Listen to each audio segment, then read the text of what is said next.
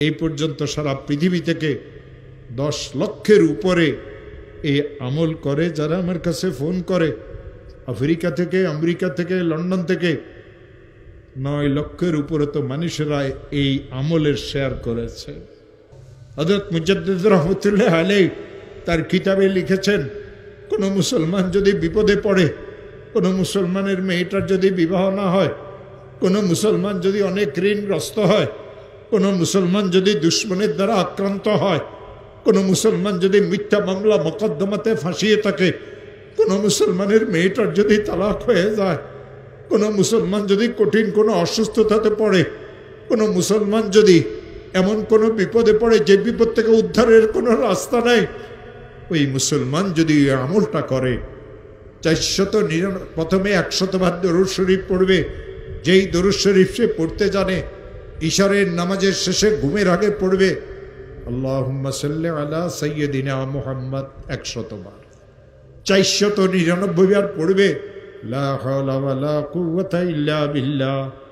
একবার পড়বে লা হাওলা ওয়ালা কুওয়াতা ইল্লা বিল্লাহিল আলিয়্যিল আযীম।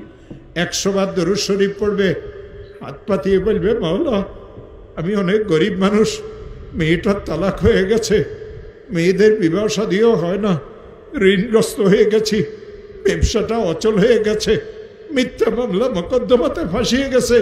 যত কঠিন বিপদে হোক না কেন, যত কঠিন বিপদে পড়ুক না কেন, আমার মওলা বলেন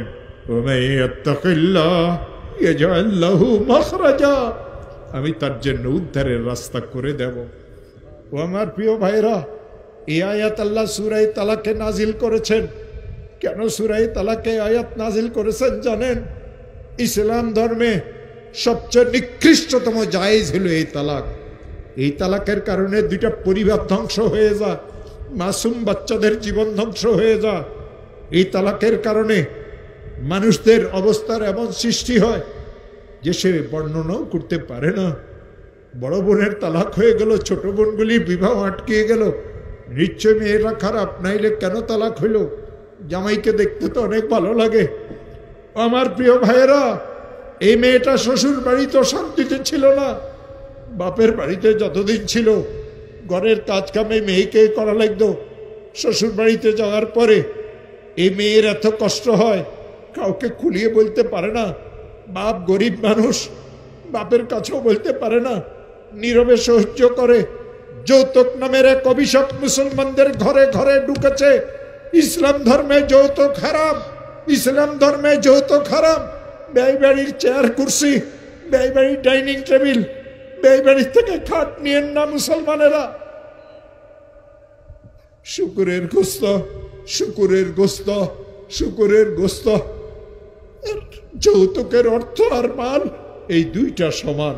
ওই মুসলমান যৌতুক দিতে পারে, ওই মুসলমান যৌতুক নিতে পারে যে মুসলমান দাবি করার পরেও শুকুরের গোস্তকে চাবাই চাবাই খাইতে পারে।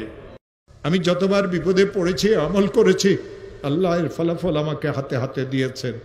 এই পর্যন্ত সারা